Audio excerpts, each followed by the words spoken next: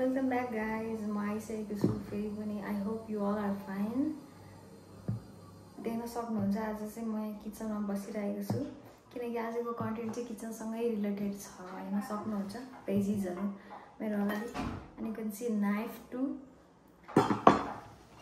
केही स्पेसल बन्दैछ आज, त्यही भएर। सो खासमा चाहिँ के हो भन्दाखेरि आज चाहिँ मैले चटपटे बनाउन लागिरहेको थिएँ। अस्तिदेखि हाम्रो चटपटे खाने प्लान थियो, तर मैले चाहिँ एकदम अल्छी गरेर साँच्चा गरेर आजको दिन बल्ल अलिकति बनाउँछु नि त भनेर जोस जागर लिएर आएँ।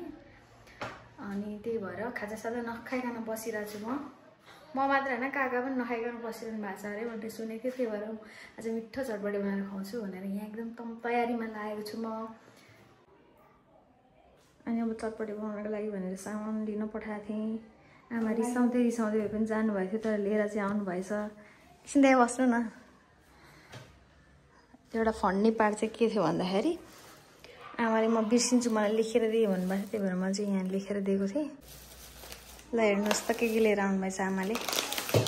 जे मैले भनेको थिएँ त्यही लिएर आउनुभएछ। यो चाहिँ फर रिफ्रेसमेन्ट।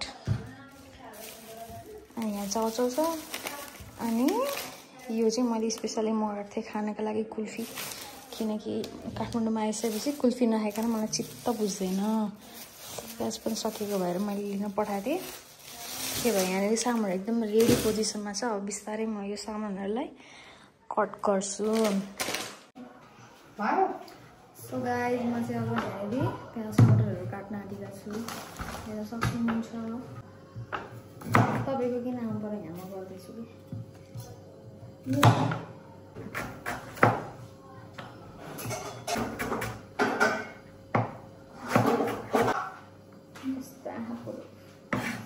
मलाई फेरि प्याज काट्नै हुँदैन, यस्तो छिटो आँखा पोल्छ नि।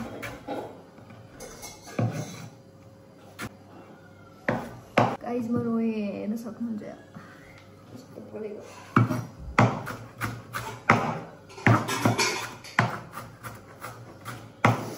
यस्तो मात्र प्याज त पुग्दैन, त्यही भएर अर्को पनि थप्नुपर्छ। अझै प्याज थप्नु पऱ्यो। लास्ट हाल्छौ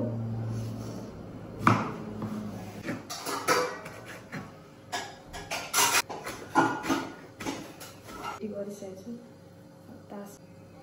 काली बेली रोक्ने कनी, पीछा करो तो टोकने कनी, तो मेरे अगल बगल है तेरे अगल बगल है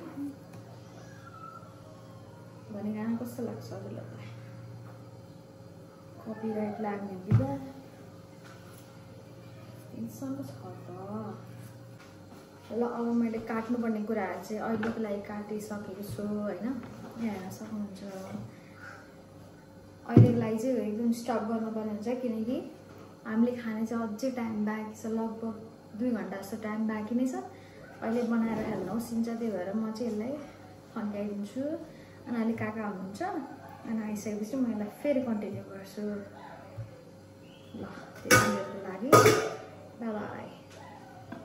ल फाइनली गाइस काका आइसक्नु भएको छ घरमा। अयो काकालाई एकदम वेलकम गर्दैछ किवीले। यसरी वेलकम हुन्छ हेर्नु काकाको। हामी चटपटे खाने गाइस, आज चटपटे रेडी छ। वाउ चटपटे रेडी चाहिँ छैन, अब अलिकति गर्न बाँकी छ। आधी गरेर आधी तपाईँलाई पर्खिरहेको थिएँ ओसिन्छ भनेर। ल अब म काममा लागेँ है त काका। ओके गाइस अब काका चाहिँ आइसक्नु भएको छ। म चाहिँ अब अहिलेको कन्टिन्यू गर्न बाँकी कामहरूलाई फेरि कन्टिन्यू गर्छु। अब अहिले भिडियो चाहिँ बनाउँदिनँ म, एकैचोटि चटपटे कस्तो बन्छ बनिसकेपछि देखाउँछु है त, अनि कस्तो लाग्छ भन्नु। Wow guys chatpate is almost ready. अब मैले यहाँ भएको इन्ग्रिडियन्ट्सहरूलाई जस्ट मिक्स गर्नु बाँकी छ। अब हेर्नु, मैले फर्स्ट चाउचाउ हालेँ, त्यसपछि अर्को पनि चाउचाउ हालेँ। वाउ क्या टेस्टी देखेको हौ, खाइदिइहाल्नु जस्तो। मटर हालेँ। आइज न हौ कस्तो भित्र बसेको। अझै पनि मटर छ। अझै चाहिँ मैले भुजा चाहिँ अलिकति कम, अरू कुराहरू चाहिँ ज्यादा हाल्नु पर्यो भन्ने सोचिरहेको थिएँ। त्यही भएर यति मैले मिक्स गरेँ। अब यहाँनिर चाहिँ मसलाहरू हाल्न बाँकी छ। त्यो म हालिसके पछाडि अब प्लेटमा सर्भ भइसकेपछि देखाउँछु है त। ल चटपटे रेडी भइसक्यो साथीहरू। म चाहिँ सर्भ गर्न लाग्दैछु। ल अब आफ्नो लिनु काकाको यो हो यो आमैले त अघि नि खान्न भने ए आमै त नखाने पो अरे। ल खाइहाल्नु त। ए पहिला निल्नु त निल्नु न, चबाउनु न पहिला। अब खुट्टा तल झार्नु न हौ। सो स्वीट मिठो स्वीट अरे हेर न। यम